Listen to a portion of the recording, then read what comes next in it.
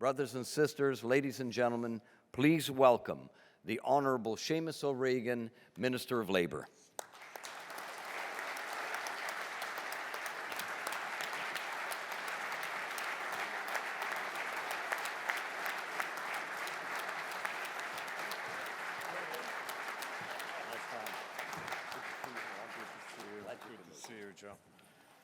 Hey everybody. Bonjour à tous et à tous. J'aimerais débuter en reconnaissant qu'on se trouve aujourd'hui sur le territoire traditionnel et non cédé de la nation Ganawake. God almighty, I thought Joe was going to read out my whole Wikipedia page there for a second. It's great to be back here. Like Joe said, this is my second morning speech to your annual meeting. I'm not so sure I got into trouble for anything I might have said at that meeting 8 years ago. It was kind of maybe how I said it. We had a pretty wild night the night before at the Gypsy Tea Room.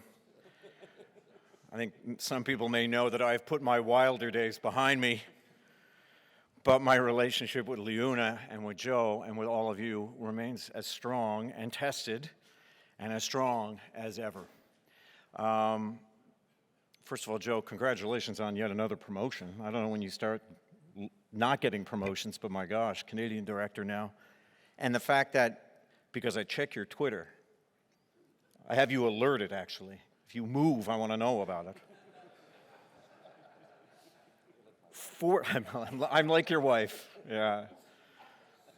Or my husband, but those are the days we live in. It's funny. But he just tweeted, 45 years since he became a member of the LiUNA Local 837 in Hamilton. 45 years, Joe. Congratulations. And can I just say, if you look at the picture on his Twitter, his fashion sense, he's had it since his 20s. Was that your, it had to be your 20s, was it? Yeah. 21. You lost the mustache, though.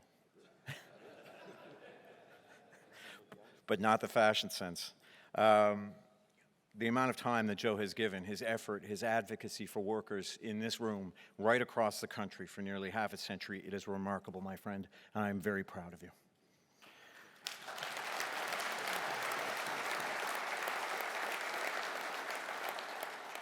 You know, I just flew in from Mexico City.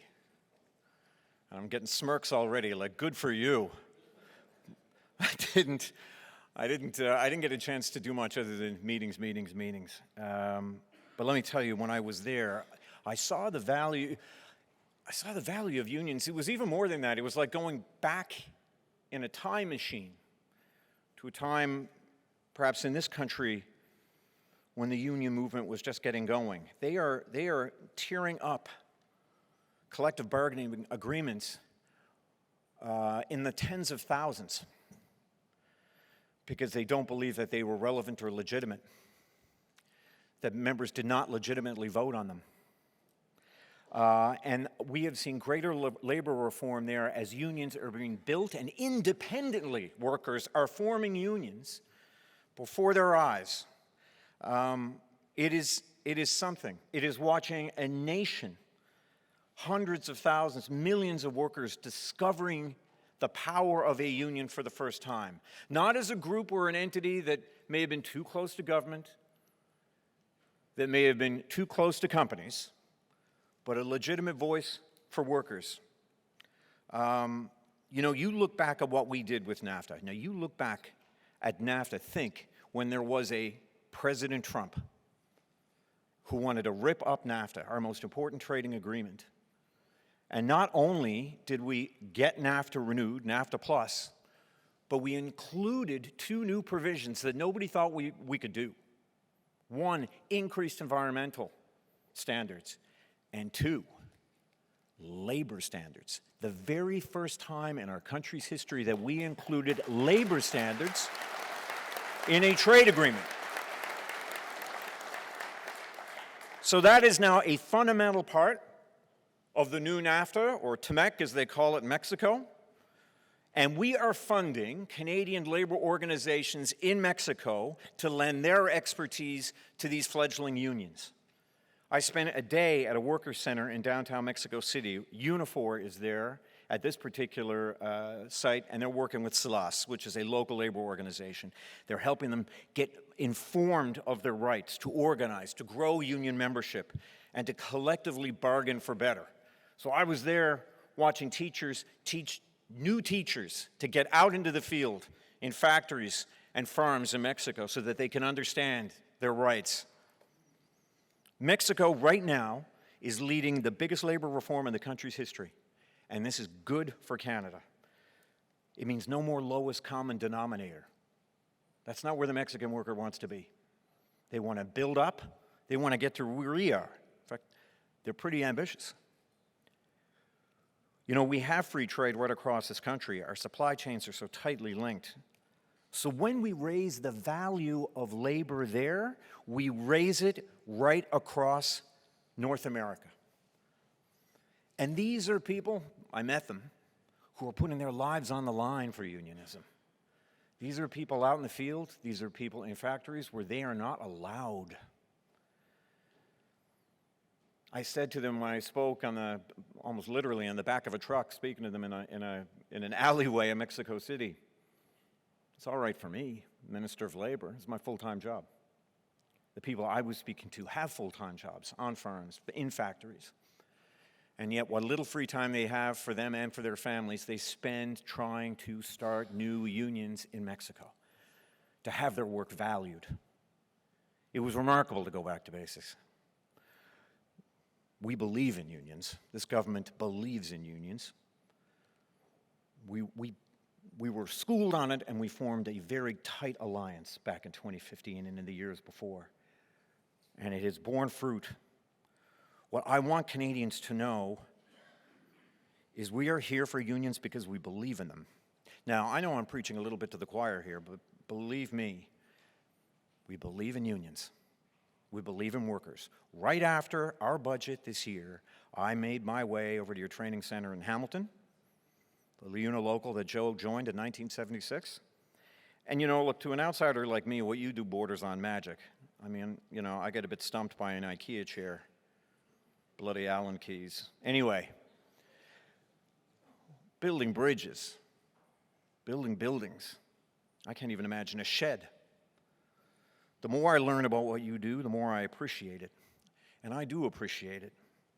More of us need to appreciate it. The more people in this country appreciate what you do, the better, because it will drive our future. It'll drive your future. I grew up knowing something of the importance of skilled labor, of skilled workers. You grow up in a small, thriving community in the north, like Happy Valley, Goose Bay, Labrador. You can't escape it. You grow up in a small town, you see how things are done. But I don't know that I truly appreciated the complexity of all of it until I became Minister of Natural Resources. Like Joe said, that's when we really started working closely together. And I would talk to the Prime Minister all the time about how skilled labor drove our energy sector, drove our economy. Talk to him about it all the time. And some of the best advice I got through COVID in a global oil price war was from Joe, from union leadership. And then the Prime Minister told me after the last election, well, you just talked your way into a job because you're the new Minister of Labor. Your ability to take something like masonry, to take centuries of practice and learning, and then apply new technologies to that almost as soon as it comes out. It's a marvel of science blended with art. Now, I don't know if that's how I describe it, if I was leaning against the tailgate talking about it, but that's what it is, though. It's an education. Cette éducation est importante pour comprendre les défis et opportunités que le Canada a dans les métiers de la construction. Nos défis comme pays sont simples à résumer et pas assez de personnes comprennent les avantages d'aller dans les métiers de la construction. On a trop de personnes avec des diplômes, pas assez avec des sceaux rouges. We've got a major labor shortage in this country, the biggest that this country has ever seen. There is no silver bullet to solving it, but education is a big start. Getting people trained to do the jobs that they need to get done is a big start. while we're talking about the labor shortage, I'd like to take an opportunity to congratulate my Ontario counterpart, Monty McNaughton, because I see what he is doing in provincial jurisdiction, and I hope that we'll see more of it. He is making it so internationally trained immigrants can work in the fields that they studied in. That the experience that they got abroad applies here. For 30 regulated occupations in this province, you no longer need Canadian work experience. They've worked with the Professional Engineers Ontario to have it removed from their application criteria. We've got about 7,000 vacant engineering positions in the province of Ontario alone. If you're qualified to be working as an engineer, we don't want you driving a cab. We need you too badly. We need you working as an engineer. So that is great news for builders, for the skilled trades, because I understand you have to work with engineers to get some of these bigger things built. I'm looking at the workers in the room, and I think you'd agree that our opportunities as a country can be summed up pretty quickly. More people need to understand the benefits of having a skilled trade. More people need to know how great a career in the trades can be. We need them.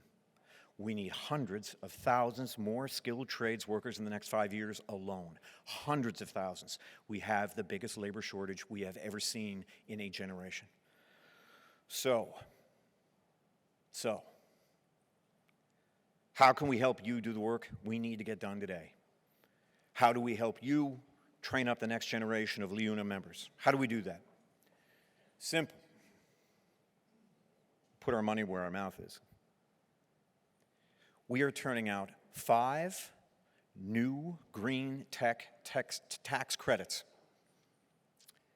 On October 1st of this year, $80 billion worth to build clean electricity, clean hydrogen, clean tech manufacturing, and carbon capture and storage. $80 billion with some big strings attached. If you want that $80 billion, you've got to hire union workers or pay a prevailing union wage to get the full benefit.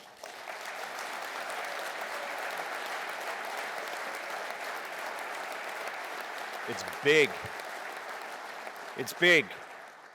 And that prevailing union wage will be defined by unions. La seule façon de cumuler 80 milliards de dollars pour réduire les émissions et bâtir les énergies renouvelables est d'employer des travailleurs syndiqués ou avec un salaire comparable défini par les syndicats. C'est monumental. It is monumental. And on top of that, 10% of tradesperson hours must be done by Red Seal apprentices, locked in. An entire industry is going to be built by workers with good jobs, with union jobs. We are at what President Biden keeps calling an inflection point. He's right. It's not Irish hyperbole, not that I'm not prone to Irish hyperbole. It is. It's an inflection point. And by that, I mean a major change in the economy that only happens every 5 or 6 generations. The green industrial revolution is here. You can agree or disagree all you want about climate change. I don't care. It's a fact. It's happening, and so is our reaction to it. But it's not good enough to just deal with it. We need to lead it. Because we're Canada. Because we're ambitious. I'm ambitious. We need to build big things that will be here for another 5 or 6 generations. Because you know what? We can. We can. The race is on. Right now, companies are deciding where to invest, where to build. They're looking around wondering who is going to lead it. And guess what? Those tax credits have already shot Canada to number 2 in the world for places to invest in green energy. We were 6, and now we're 2, overnight. Second only to the United States. And we're just getting started. Now, those incentives are going to create the work, but you're still going to need to get there. And when you told us that you needed tax-deductible travel and relocation expenses, we listened to you. putting $565 million back to you over the next 5 years. You can claim those expenses on your taxes right now. And when you get to the job site, you need to have the proper tools. So we are doubling the tax deduction on trade tools from $500 to $1,000. Yeah, you can clap. That's pretty good.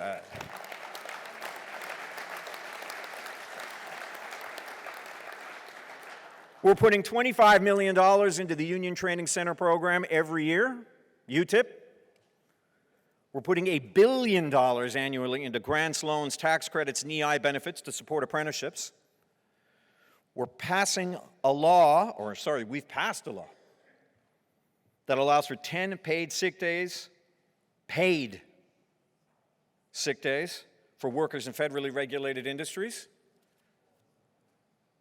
And we're dealing with scabs. You told us that the time for replacement workers was up, that they were distracting from the negotiating table, that using them divided families and communities and poisoned the workplace for years afterwards. Well, we listened. We agreed.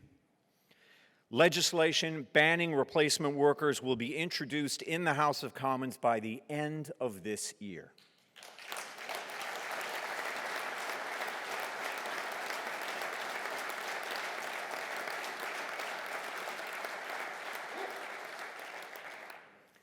I just noticed Senator Hussain and Bea Brusk here. Bea keeps a close eye on me when I say it'll be introduced by the end of this year, because she wanted it by the end of June.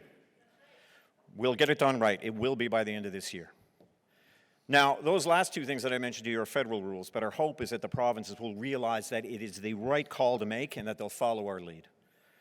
Or that the competition for skilled labor will be so strong that they'll have no choice but to match the benefits available in federal workplaces if they want to get the workers.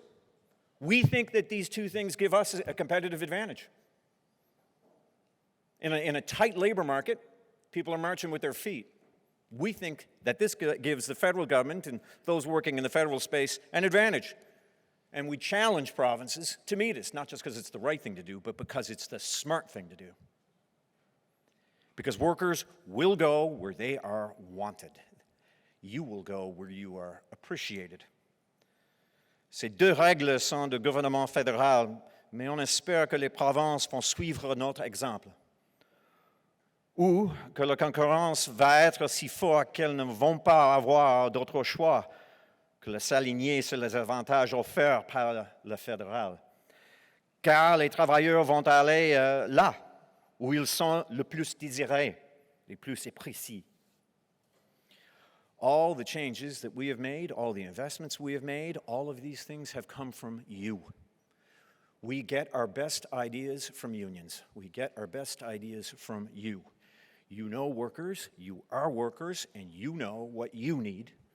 So we'll keep looking to you to succeed in a changing labor market, to leverage automation and artificial intelligence, to train up the next generation of skilled trades, to work with a massive market of workers and opportunity, and that is with First Nations, Inuit, and Métis youth. They need LiUNA. They need you. It is progressive and creative, hardworking people like you that will give them the assistance they need. I can tell you as a former Minister of Indigenous Services, I can tell you as somebody who grew up in the North and did all his studies in the opportunities for Indigenous people in economic development. They want those opportunities now. They want to build their own futures, and they need leadership and guidance like everybody does when they're getting starting out. That's you. These challenges, all of them, are going to take commitment and teamwork. But all of this will be led by rooms like this one, by you, and it will be supported unwaveringly by governments like mine.